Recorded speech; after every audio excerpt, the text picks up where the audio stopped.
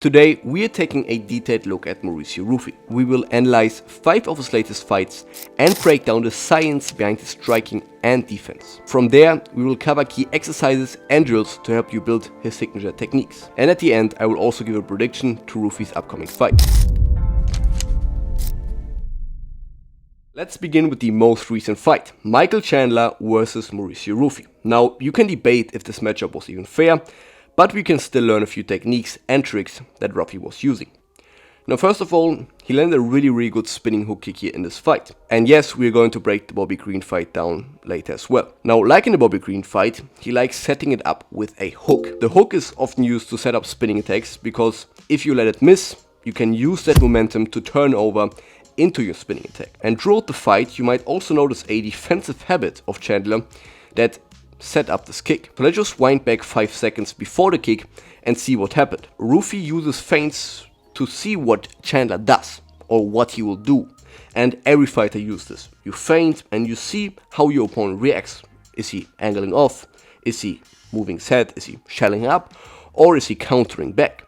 Now in this instance, the best scenario here for Ruffy is that Chandler is only shelling up and staying still. Now this is perfect to land the spinning hook kick. Mauricio now downloaded this information. He now knows, okay, he will shell up, and this creates the opening for the spinning hook kick. Again, even though it hits on the guard, it can still land and it will still create damage, like we see here. So when Mauricio Ruffy throws the hook, Chandler shells up, creating an opportunity for that kick. And later in the round we saw another spinning hook kick that eventually ended the fight. Same pattern here, Ruffy puts out his hook and Chandler shells up again. But this is not everything we can learn from this fight. We also saw Chandler running a lot because he was hurt, because he wanted to go out of these exchanges. Now to solve this, Mauricio feints to let Chandler shell up and plant himself. We know the reaction of Chandler, he is going to shell up, but he's not going to move and shell up, no, he's going to stand still and plant himself.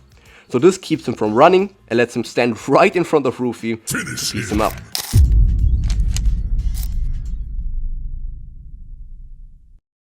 Now let's continue with the Fiziev fight, but before we do that, let's break down his uppercut, because in this video today I will also break down some unique techniques of Ruffy. And the first one today is his uppercut. Now to land his uppercut, he's trying to get close, moving forward, maybe feinting a bit, and then he likes to wait until his opponent strike. Eu vou chegando perto dele. When he getting closer to you? E aí eu vou chegando meio perto assim. Yeah. And to get more range of his uppercut, he tries to elongate his hands and whip it, kind of like a bolo uppercut. So when he's elongating his uppercut, it is kind of like a corkscrew jab. So this allows him to be further away, be safer, but this uppercut in the end still landing. Now let's continue with the Fiziev fight.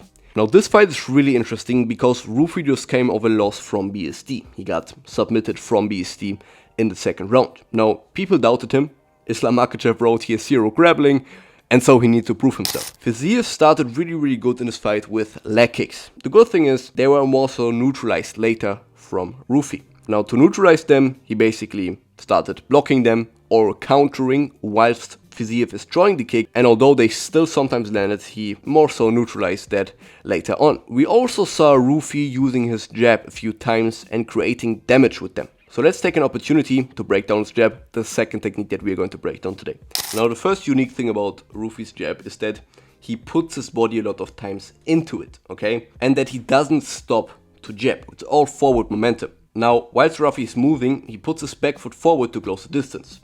Now this just allows him to close distance more unknowingly because the opponent cannot see really that he's stepping. Something that is used in boxing a lot of times as well and that I talked about on this channel.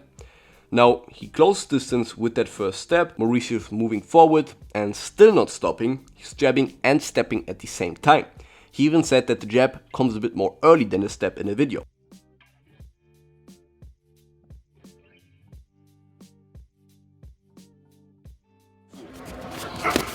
That's the one. Okay, do it again. Push off the back leg, but you don't use this one. Push. É, a mão chega primeiro, então pisa, bate antes. Yeah, the hands out here. Okay.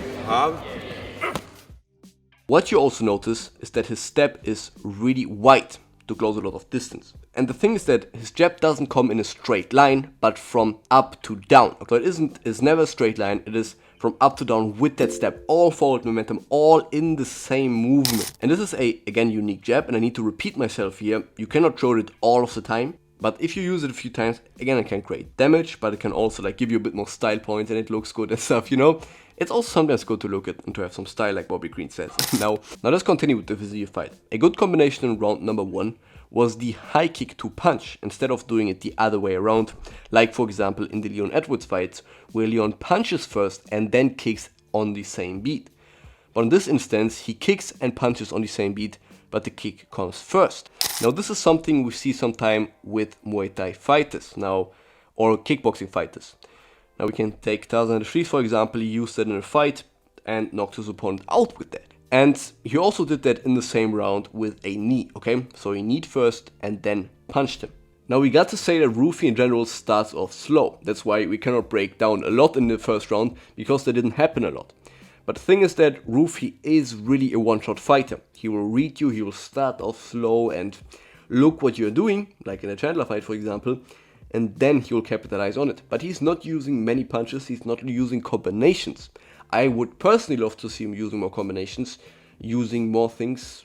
But of course it's MMA, it's not boxing, it's not kickboxing, it's a bit different there. But now in round 2, where the TKO happened, is a bit more to break down. Now how did Ruffy land that shot? And maybe a skilled fighter, or if you have an eye for that, you will maybe see that Ruffy feinted to the body to open up the head of Fiziev. Now Fiziev drops down to block, to parry with his hands, and then gets hit on the head, because his whole head is exposed when you bait to the body. And again, personally, in my opinion, I would say every fighter should use feints, because why shouldn't you? They confuse your opponent, they create openings. So alone these two things, and I mean there are maybe a bit more benefits to them, but alone these two things should make you use more feints. So whilst Fiziev is still unbalanced because he's rocked, Ruffy uses this unbalanced stance of him, that he has no base right now. Stand your base! Stand your base! To hurt him with another hook. And Fiziev still stands up again. Then Ruffy pushed him, really nice push there, just to keep him down. And then he finished the fight with this. So now let's break down the fight you've all been waiting for, guys. I know it's cringe.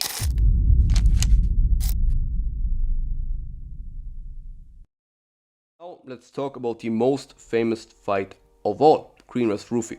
So let us say that I love watching Bobby Green. I don't know if I said that. I did a breakdown on him. Please watch that. It gets no views. What you need to watch it now. Watch it now. Watch it. Now the first significant attack was at the 3rd minute in round number 1. Now he used a hook to close the distance here and to set up the shot that created the damage. Bobby Green did a double step. Before the hook he did a step to close the distance that he had, and on the second step he closed even more distance. And he destroyed the hook without any intent, without wanting to hurt Bobby Green, without even wanting it to land. It's just to close the distance. It's just to come closer to him, to throw something in there, to let him think about something. And then Bobby Green reacts, okay? But the thing is that Bobby Green didn't move away, didn't angle off, but he stayed still. He only moved his body a bit back and twitched a bit. But he's still there in the range, so Ruffy can hit him. And now the second really significant strike here in the round is what everybody knows. Like in a Chandler fight, Ruffy starts to set up the spinning kick with his hook. He also stepped with his hook feint to close the distance for that kick. Like on the significant attack before that, like on the attack before that, Ruffy steps in with the hook to close the distance for that kick. And I mean, it was worse for Bobby Green, so I mean, maybe it's better to have a high guard, but to move, maybe combine both of them. But Bobby Green walking, angling off laterally, but still keeping his hands down like his style is, and then he's getting rocked. And just a little detail what is also interesting is that on the open workout before the fight, Ruffy used the exact technique on the pads, okay? Set it up with a hook, threw that spinning back kick.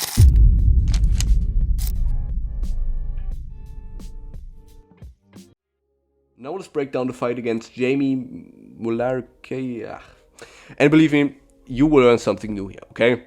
You believe me, it's the 3rd technique that we're going to break down. But now let's take the chance to first break down the defense of Mauricio Ruffy in his fight, because we have some great clips here from that fight. Mauricio has 2 main ways of defending. First, the long guards and just creating space, okay? So better to say the backstep. And again, we also saw it in the Benoit Saint-Denis fight. It's weird that I can pronounce it better like Jamie Molarkey, I don't know. Of course, it's not always good to be on the back foot and to move, because then again you can end up on the cage, like it happened in the Benoit Santini fight as well, and he got taken down as admitted. But in the Benoit Santini fight, he also moved back, and this causes BST to close the distance. And now you can capitalize on this and hurt him. Now he likes to go into the distance and then again out of the distance when he senses anything, okay? When he senses anything that you're going to attack him, that you're going to, maybe it's even feint, a lot of times he's just moving out, okay? And then you might get countered as well on the way in with his hook counter, for example, okay? We saw that many times. So just whilst you're having that forward momentum, he's going to counter you. Now, and in this fight, the counter ended the fight. Ruffy counters Molarkey whilst he's striking and then hits him whilst he's still unbalanced and out of stance, like in the Fiziev fight. And now one thing you also see is that there's no eye poke, okay? So Cyril Gane and John Jones, please learn something from this. You can learn a lot from Ruffy here. Now, what Ruffy sometimes also does is rolling with the punches, okay? And I do not mean shoulder rolling, but rolling his head with the punches, just his head.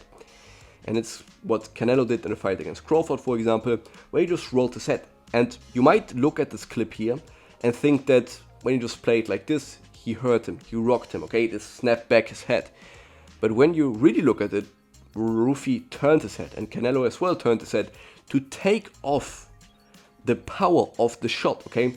If you move with the shot, you take the power away. Now, what Ruffy does is he looks really far back. I do not know if he sees the opponent, but this could also be dangerous if you look too far back like this. Like if you do this, you know, I don't see anything, okay? If you high kick me, I'm knocked out. Now, the last form of defense that Ruffy uses are shoulder rolls. And we saw some great clips of him rolling in that fight as well. And that's not a lot to break down. He just likes to use the shoulder roll as well when the time is there to use it. Now, let me just give you a drill to train defense, or to train the defense like him. Now, the best way, guys, and again, you maybe think I'm going to give you a fancy drill or something, but the best drill, guys, is something you don't need a partner to, you just need yourself in your brain. This is shadowboxing. I think 70 or even 80% of my defense comes from shadowboxing. I don't even think 10% of my defense comes from real drilling and training. 70% of my defense comes from shadowboxing. I'm being honest with you, okay? You can do it everywhere, in your home and outside, at the airport, I don't know, maybe not do that. But you can just imagine an opponent and him striking at you. And as soon as he's striking at you, you're stepping out. But the thing is, you cannot just do it one time. You need to do that repetitively every day. Do a lot of reps, okay? Just to drill that into your brain. And I did that recently. I wanted to really learn the hook counter, okay? To counter with the hook instantly when my opponent's hitting you. And I had really a lot of problems with this. But I drilled that many times, pull in the reps. And then it just makes click, okay? Just from shadowboxing, it just makes click and your brain knows that it needs to do it. Now, if you did that a few times, when you maybe drill that stepping back, going out of distance when your opponent attacks, you can also add a counter to it after it and pull up the pace. Now, if you work on a heavy back, also a little guide here. Now, if you work on a heavy back or even pads, if you work on pads, ask your coach to maybe throw a shot at you and you're just going to step back or use other forms of defense. Now, on the heavy back, when you work on it, implement it into your work. Don't just punch, but also use your defense and use this specific thing. Imagine your opponent attacking, go back, counter. But also important drill that you can do with a partner, or just to make it a bit harder, is you are punching and in the middle you do not know when your opponent is attacking you or your partner is attacking you, and then you're going to move back. Now let's talk about the secret technique of this fight, guys. The scissor sweep. Yeah,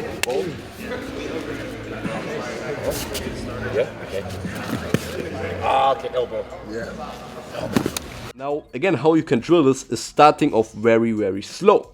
First, drill the step over 10 times, okay? Drill it. Maybe do it a bit more. Just a step over, okay? I know, guys, it seems slow, but just drill it. Then bring the back foot to the leg, like the technique is, like you need to do it, but still be slow. Still do it slow. Still do it with a decent pace. And you're still not jumping into it, just do that. Just get the movement down before you go into the other things. You should first get a feel for the motions. Maybe put the hand on the ground, maybe just get your balance down, get something that supports you, and take 3-minute breaks in between when you have did a few reps, okay? Take 3 minutes breaks in between to let your brain process it, and then when you come back you will be a lot better.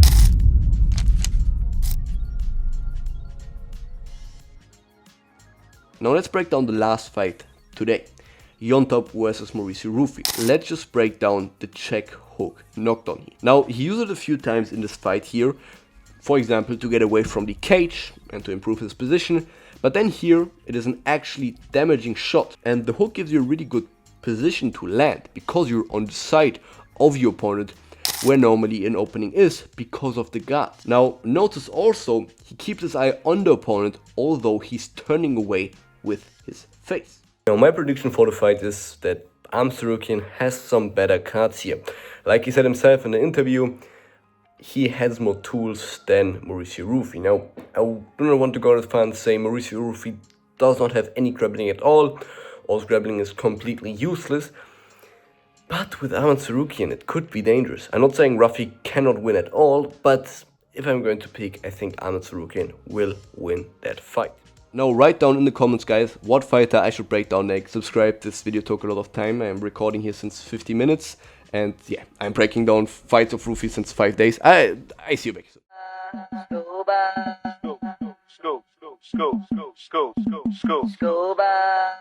Scuba.